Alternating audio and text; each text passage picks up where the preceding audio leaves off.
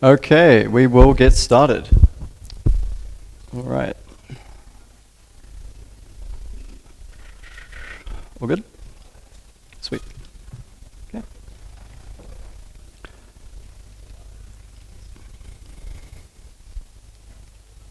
Okay, so as I hope will not come as a surprise to any of you, this talk will be, in fact, about AI. But as I'm sure if any of you have had a quick glance at the Tech Week program, so are approximately, I'd say 60% of all the events involve AI in some capacity. So just some quick signposting as to when I say that I'll be talking about AI, what exactly I will mean. So one of the main issues that comes up when talking about potential clients with AI in the professional service sector, so specifically as it relates to tax and accounting, which is where our service is targeted, is that there is a massive disconnect between the kind of technical side of AI development, so the kind of people that are software engineers, developers who are actually building AI and progressing it in that sense. And there's a massive gap between that group of people and between people in the professional service industry. So kind of uniquely, it's they're kind of sequestered away, the developers. There isn't a whole lot of communication that's kind of natural between these two groups. And so you get these kind of situations where any discourse around AI can be quite difficult because it's very difficult to ascertain how technical people are being, how theoretical they are being. So what the overall goal of this talk is for me to give you guys a little bit of insight as to how we try and bridge that gap with people in the professional service sector, and as to what we hear from people in the kind of tax and accounting space regarding what they think of AI, how they're using AI or considering using AI, kind of challenges that they've experienced with AI or stopping them from using AI, and then also just kind of where they think AI is heading in the future and how it might relate to their business or the sector in general. So, who am I? What right do I have to be up here with this microphone on talking to you about AI? So, my name is Oscar McGuire, so I'm a growth strategist at Law Cyborg. Bit of a funny title, I know, but basically my job is to try and bridge that gap that I talked about in the intro. My job is to try and be able to kind of communicate the technical side of AI in a way that can be kind of actually listened to and absorbed by the professional service sector, and to kind of go both ways and to take on board some of the concerns from the professional service sector in the areas of tax and accounting for New Zealand tax law and incorporate that into our product. So,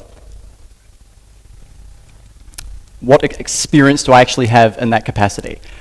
So essentially, I'm part of this startup, which is building from the ground up, based entirely around AI, a platform that already we've got 100 plus New Zealand firms are using it every day. And so in that capacity, it's my job every day to consult, demonstrate AI, and discuss AI with accounting and law partners. So that means I work directly with the managing director of Law Cyborg, as well as the actual technical people behind the scenes developing AI, in order to communicate what's happening in the real world and kind of take the pulse on where AI is right now. Because as I'm sure a lot of you have kind of experienced, it's a very vague field. People, when they talk about AI, can mean all sorts of different things. And in terms of knowing exactly, okay, well, what do I do with information about AI? Like, how is it relevant to me? What are the steps I take in order to think about AI? Hopefully this talk will explain some of that. So, touched on my experience. I would be remiss if I didn't touch on my inexperience. So I am not an AI engineer. I do work with AI engineers, and they have reviewed the contents of this deck, so I haven't gone rogue, but I have only worked with accounting and legal professionals. So just on that note, no one, I mean, including me, can claim to have any sort of long-term experience with generative AI in general. Obviously, it's a very, very, very new technology, and it's kind of uniquely fast-moving. We're seeing a lot of development happening in the space, even at a rate faster than normal technology, which obviously also develops quickly, but we're seeing, especially in the space, very quick development. So anyone claiming to be able to understand all the ins and outs of how this technology works and how it's being applied day to day is either a bit of a grifter or just very misinformed. So I'm not going to claim that I know every single technical thing about AI, but what I can claim is that I know how people view it, I know how they see it, I know how they use it, and I know a little bit about what might become really important going forward as it relates to the professional service sector. So, just a quick bit of context so that when I'm talking about our company, you know like what I'm talking about in terms of AI. So essentially, this is some screen captures from our product. What our product is it utilizes large language models. So we use both Claude and ChatGPT products, or sorry, OpenAI products, in order to basically have a service through which people can ask any sort of question relating to New Zealand tax law, and then it draws upon a database that is contains all relevant information in IRD commentary, and then uses that to answer any question. So essentially, the kind of bread and butter is our tax AI, but we also offer some other AI-powered tools, including just a general AI, which is more or less just GPT-4, except a little bit more determinative, meaning that it's going to be a bit less conversational, but a bit more consistent and reliable, which is what people in the sector care about most. So, with this context in mind, where does that fit into AI in general? So another kind of issue with talking about AI is that AI can mean many different things. So technically, a calculator is AI, right? It's artificial intelligence, sure. Theoretically, there's, AI could mean a superhuman that can do absolutely everything a human can do, but better, in theory. But what we are talking about specifically is generative pre-trained transformers, so a subset of large language models. So the important context here is that when the average person who has maybe heard of AI through the news, or has been exposed to AI in like a general capacity, or is talking about AI, what the average person tends to be thinking of, or tends to have front of mind, is a generative pre-trained transformer. So this is just to say that there is a lot more to AI than just what I am talking about here. For example, you have diffusion models, which focus on actually creating image and video. So you saw just at the the intro, we have something that was generated using 2 different diffusion models for video and images. So there's a lot more to AI than just generative pre-trained transformers. But for the context of what I'm going to be talking about, just know that when I'm referring to AI, I'm referring to specifically generative pre-trained transformers, which are what most people think of when they think AI, in terms of things like kind of ChatGPT is at the forefront of people's minds often. That's kind of the most kind of well-known AI that's able to be accessed by a consumer. Okay, so why are large language models all the rage right now? If you take a quick look at this timeline, all it's trying to communicate basically is just how quickly things are changing. So essentially, what we realized in the 2000s, I say we as if I was involved, what very smart engineers overseas realized in the 2010s is that natural language processing had a lot of potential. And essentially what they found is if they approached generative models like a human brain and thought, okay, well, if we can get more neurons in there, if we can get kind of more potential for there to be connections made, logical patterns kind of spotted, etc., by just throwing more data and by throwing more power at this kind of technique, then we're able to scale up really, really well. So what you've seen in the past few years is essentially that scaling up starting to happen. You're seeing a massive shift towards just trying to secure more and more data centers, to secure more and more power, to get larger and larger data sets of information, and essentially all these are contributing to is a massive explosion in the capability of large language models. So just back in 2019, OpenAI's GPT-2 came out with 1.5 billion parameters. So a kind of shorthand way to think of parameters is think of essentially like neurons in a brain, or like nodes, where it's just kind of potential to make connections across different pieces of information. So just 1 year later, we saw the release of OpenAI's GPT-3.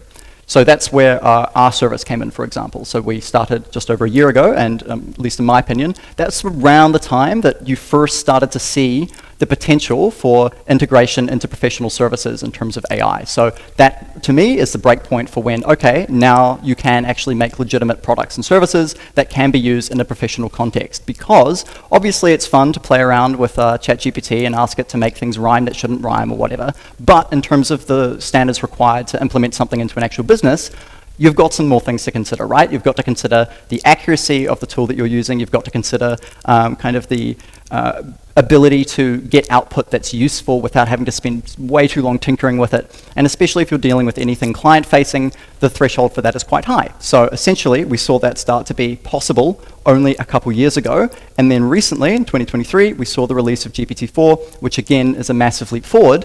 And the kind of takeaway here is that if you see just these changes clustered in the last few years, humans are very, very, very, very bad at understanding exponential growth. It's just something that we're not very well equipped to be able to conceptualize, because even though we're kind of exposed to technology changing quite quickly, I mean, fundamentally, there's probably not that much difference between an iPhone 11 and an iPhone 12. But if you're talking about AI, these changes are happening far more rapidly than any sort of other technology that we have seen introduced before. These changes are happening quickly, and not only that, but a lot of the kind of power of these transformers is actually like latent. So what do I mean by that? What I mean by that is that we are building tools, or these engineers are building tools that the potential of which is not fully explored. So we have seen, I'll give you guys an example. So kind of one of the main ways that AI or large language models, their capabilities are tested is to more or less make them sit human tests, right? So we have kind of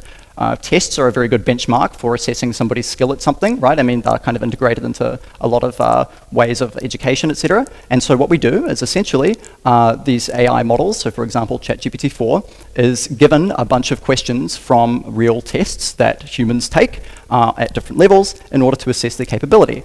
And with GPT-4, it was found that they could significantly improve its performance in many areas simply by changing how they were asking the question.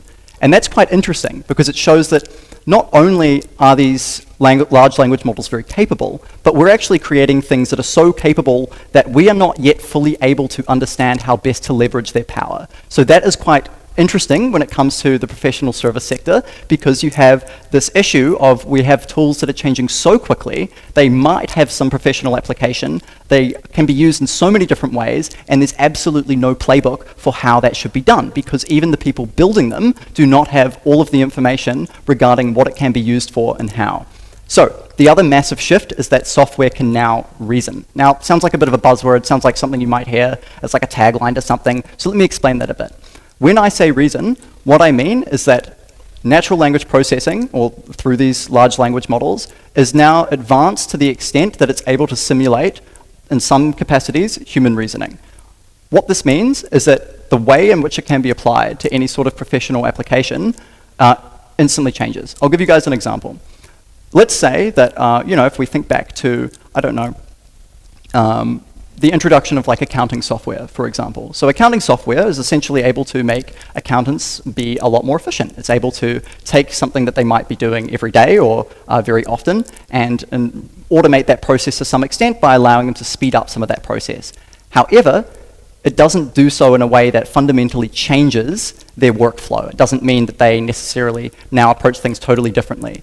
With AI and the further development of things like ChatGPT, you're getting situations where the capabilities of these tools can be so advanced that it might necessitate rethinking how we do our jobs entirely. So for example, the ability in our case that we've seen from clients for our tool to kickstart research has meant that people have started shifting the way they do research to the front of their workflow. They'll instead start by prompting a tool like ours and then go from there in order to kind of go through the day-to-day solving of problems. So this is just a very quick example as to basically the fact that it's able to kind of make logical connections and like recognize patterns on a very simple level, and then basically have that be multiplied by all the data that it's now able to process and kind of all the power that it's able to be given, means that software can now reason in a way where you can kind of more or less delegate parts of a role to software, which creates a whole lot of opportunity, but also introduces a whole lot of concerns.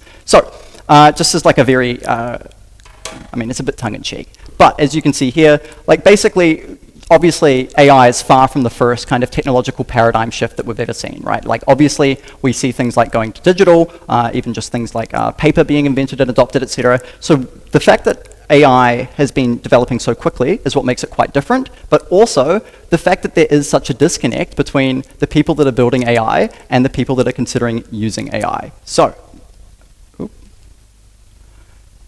if you want some evidence for the fact that AI is actually going to be the next big thing and isn't just a flash in the pan, you can just simply look at, I mean, in our sector that we're concerned with, so to do with kind of accounting and tax law in New Zealand, all of the big four have started developing their own AI tools in-house. Now, whether or not those are going to be fully leveraging the power of AI remains to be seen, considering that this would take probably a very drastic reconsideration of their entire businesses. However, we are seeing, in some capacity or another, every big business is making a bet on AI. Now, the reason for that is not just an active decision in order to try and use the power of AI here and now to make their kind of their employees' jobs more efficient, but also to address the fear of basically being left behind. Because when you have technology that is moving so quickly, the calculus for adopting that technology doesn't just become, does this work for me? It becomes, is this working for my competitor? Because at the point in time at which people are expected to use AI, which we think will happen relatively soon in the next few years, you're going to get situations where the difference between businesses that have been able to be agile and adapt and incorporate AI in some way or another, and businesses that can't or refuse to, that might cause some friction, and undoubtedly it'll shake up various industries. So,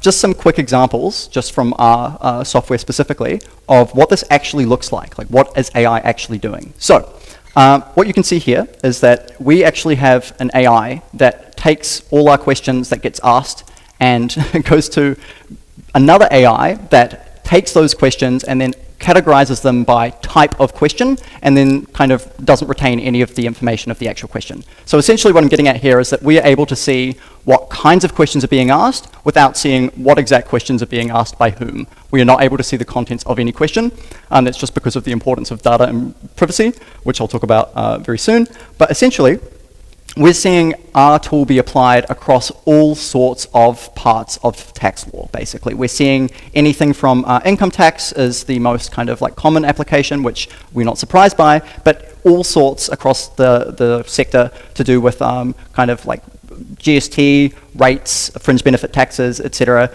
Obviously, there's quite a few that can't be identified because they might just touch on multiple categories, etc. That's just a growing pain of our ability to do analytics on all of this, because again, there's no playbook for any of this. It's very much the Wild West out there.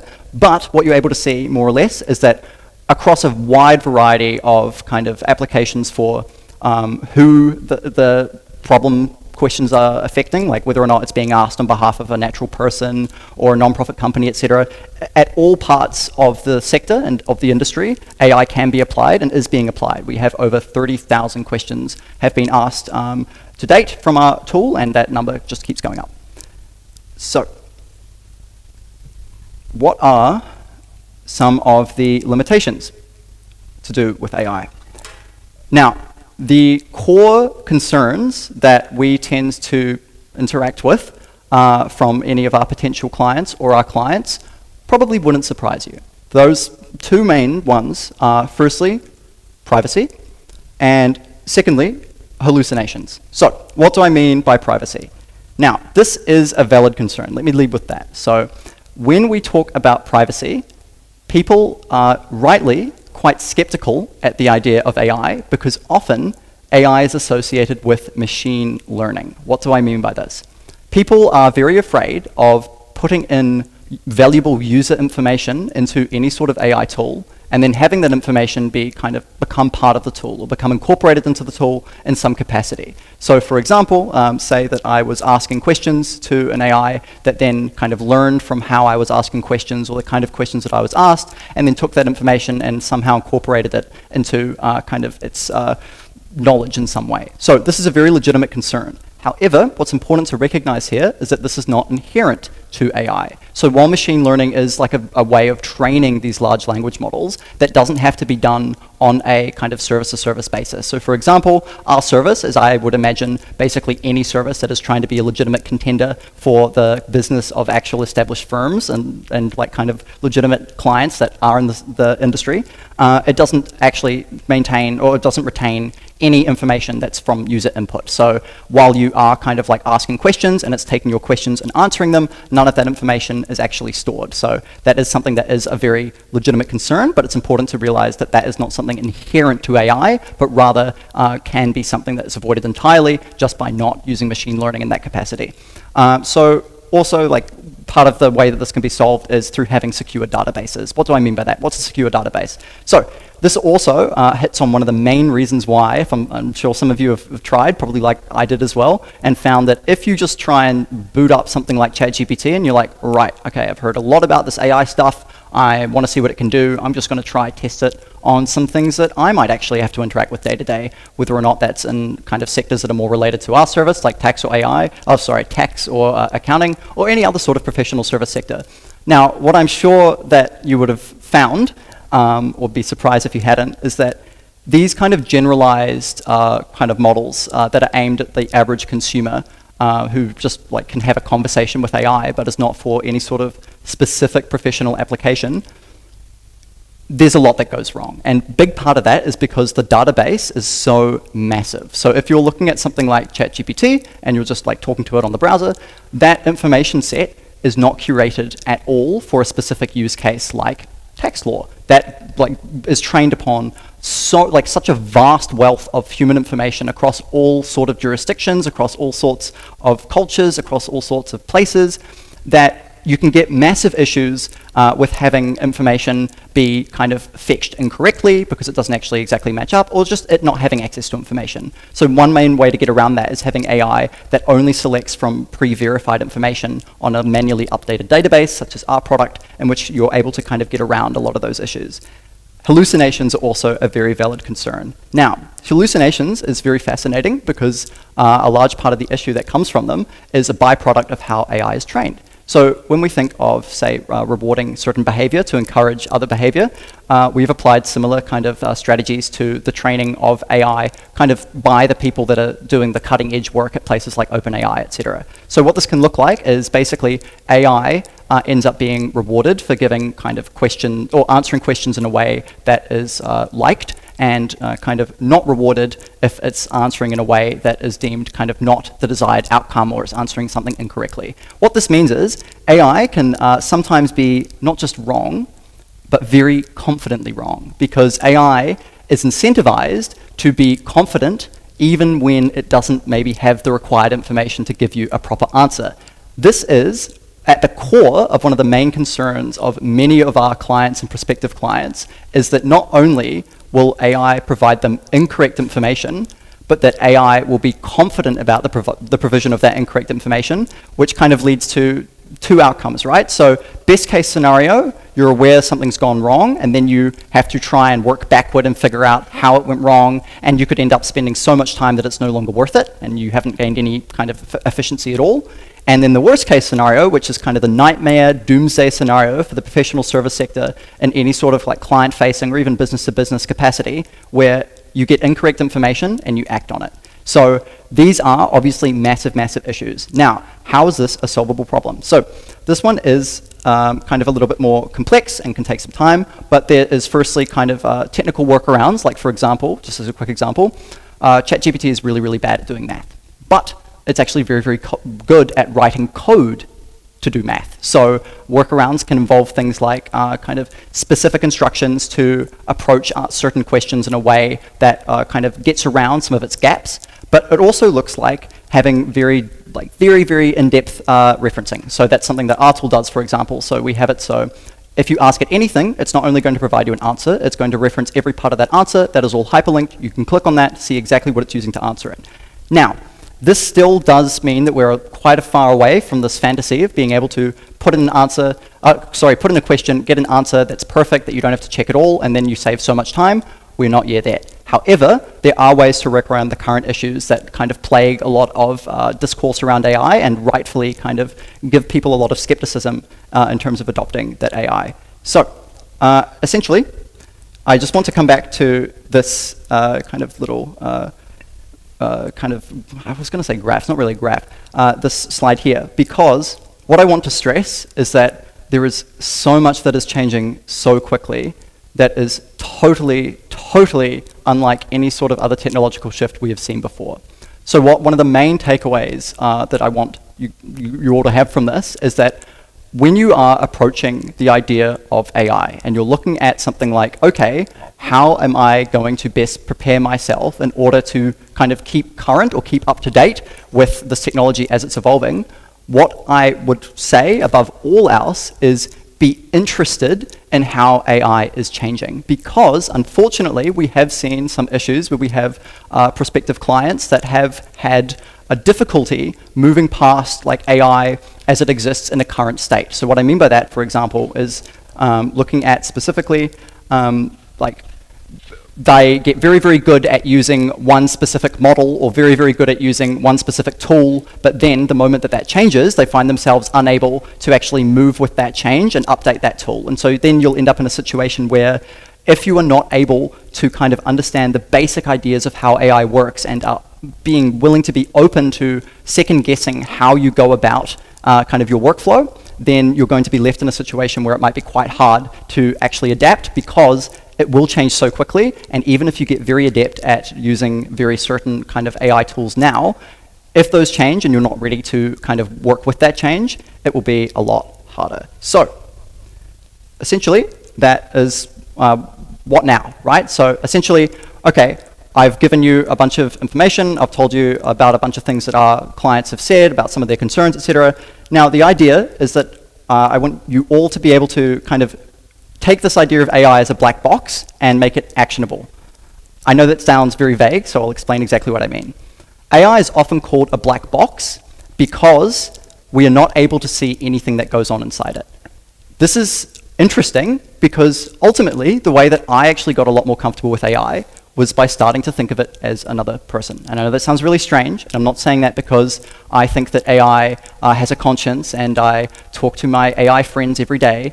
Instead, what I'm saying is, when you can move past the idea of talking to something synthetic or a robot, it becomes a lot easier to just ask it questions as you would another person, and that's not going to map one-to-one. There will be times where it doesn't understand something that you are trying to communicate because it's not a person.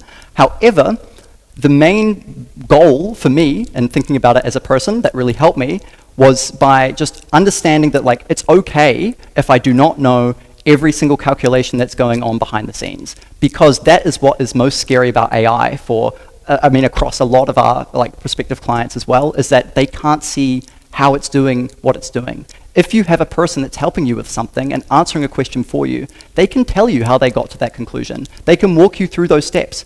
If an AI tried to do that, your brain would probably be fried if you tried to understand it, because it's just so many complex calculations and processing that just does not map onto our understanding of the world around us. So instead, what I encourage you all to do is to just try your best to, when you use AI, try think of it as something that can understand what you're asking it to do. Try not to think too hard about how it's doing it, and instead, rather than just trusting AI blindly, it's really important to make sure that you're vetting whatever AI you're using in terms of like data security, etc., just by judging how trustworthy or safe you think the kind of creator of that tool is, or how kind of much you trust these bigger companies like OpenAI, because even though we have like, kind of like become very comfortable with giving a lot of our information and data to companies such as like, Netflix, who I pay a subscription for every month, there is a bit of a leap of faith involved when it comes to doing the same for AI, simply because we don't really know how it works, and to be honest, that's pretty scary, especially when the people that create it also don't know how it works. So that's the kind of biggest takeaway I can give, is to just kind of be curious about it, try and not think of it as something you need to figure out, because not only will that age poorly, but it's also going to kind of make it very hard to get as much use out of it, because trust me, I tried for a time to figure out how things worked. Very, very difficult, and was not very efficient, which was why I was looking to use AI in the first place. So that concludes this presentation. I hope that that was useful, and I'm now able to field any sort of questions about anything that I talked about, as well as any other questions that might have popped up over the course of this discussion. So does anyone have any questions? I have a microphone here for some questions. Great. So I apologize to Oscar. I think there was a issue with the system, and there was a couple of slides that were missed, and then he had to improvise from that. Worked out fine. Did very well. I didn't notice. Great. Perfect. Kia ora, that was an awesome presentation. Thank you. In terms of the first part, which you talked about bridging the gap, so what percentage of your clients try to solve issues with generative AI, and actually that is not the best solution? Because I can imagine now with this hype, they want to solve everything, and it's Gen AI becomes a nail and everything. Sorry, Gen AI is the hammer and everything becomes a nail, right? Yeah, that's a very good question. So I'll say a couple things to that. Firstly, I won't sugarcoat it. Using AI does require some level of tech literacy, right? So that creates quite interesting situations where obviously the way AI is talked about in kind of the media and general discourse is as this panacea potentially that is able, it's either a panacea or something that's going to like doom us all to extinction, not much in between. But one of the issues is that people hear, okay, well, this is supposed to be saving me time. This is supposed to be very, very easy for me. This is supposed to be something that I can just plug into my workflow and suddenly be more efficient. But if I try and use it and I don't get that instantly, what's the point? And so the biggest thing I'd say is like there needs to be far more of a focus on onboarding for just using the simple like format of like interacting with a chat box, which sounds silly, but I really do think that like a large part of the block for people is the fact that you know you were talking to a robot, right? Like it would be one thing if you thought in your heart of hearts that there was a human being on the other side of your computer screen stuck in there and answering all of your questions very dutifully. And that might make it a lot easier, but unfortunately, it is like quite a big block to get past. So what I will say is the first thing is kind of oftentimes the people that are running into that problem might not have as much of just a general understanding of just the very basics of how to just navigate AI. And so they might be asking, often like what I see, for example, is people formulating questions in a very mechanical way because they think that AI will understand that better. So I think that's a trap that everyone might fall into to some extent, but on kind of the extremes, I've seen people trying to kind of like break their question into like components and then like try to put those together in like a calculated way. And not only does that not really work, because if you don't really understand how you're asking a question, an AI won't either, but beyond that, it also is just very time inefficient, right? So essentially, it's just like onboarding people a bit more, letting them realize that if they just talk to it like a human, they'll get like 90% of the way there and it will be a lot easier. And also just familiarity, right? So I mean, you get these situations where there's going to be a lot of people that hear the idea of being far more efficient or hear the idea of AI being able to solve problems that they couldn't before and think, great, that's it. If I don't do this right now, I am suddenly losing out on all of this efficiency. And to some extent, yes, it's true that if you can't like utilize these tools very well, then you might be like leaving some efficiency on the table. However, there's an opportunity cost there, right? So I think it's kind of like you have to assess whether or not you are willing and able to maybe change a little bit about how you think about AI or change a little bit about how you like just spend some time learning how to use it without trying to get efficient with it. Just learning how it works, seeing what works, what doesn't.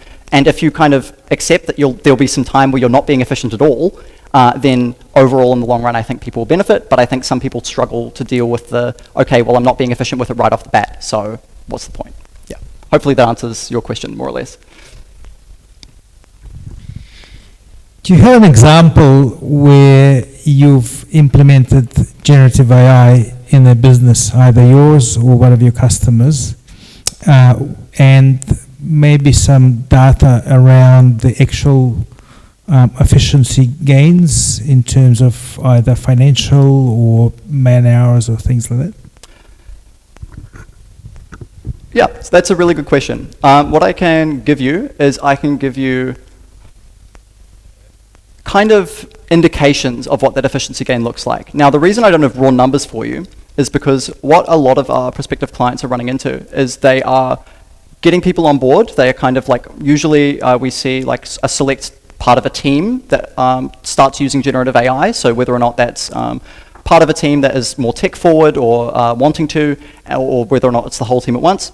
But then what you're seeing is we actually hear quite often there's quite a varying amount of efficiency gains or losses. And the way that I have kind of, because that confused me at first, I was like, okay, well, what is going so differently between these different kind of like groups of people or types of people that are picking up AI? Basically, from what I can gather, it boils down to is that there's, as I kind of alluded to before, there's quite a lot of efficiency, loss of efficiency at the start as people have to become comfortable with using it. But then once they use it, the way it becomes more efficient is difficult to measure because it often changes how they work, not just the speed at which they're working. So I'll give you an example. Research, I think, is the best example because what we are hearing from a lot of our clients is that actually the benefits of the AI are being felt disproportionately by people that are newer. So what I mean by that is, while there are efficiency gains across the board, where those efficiency gains are most concentrated are actually from people that are least experienced with the kind of topics that they're asking about, rather than those that are already experts. The reason for that is that one of the kind of main efficiency gains you can get is just AI is incredibly good at being able to very quickly give you the lay of the land, as it were. That being able to very quickly kind of isolate parts of like the issue you're looking at that you need to look at, kind of indicating where you need to start researching. And so what we've heard is that a lot of the efficiency gain comes from just moving up research in their workflow, where instead of using research at the end to double check everything that they're doing, using research at the very start to narrow.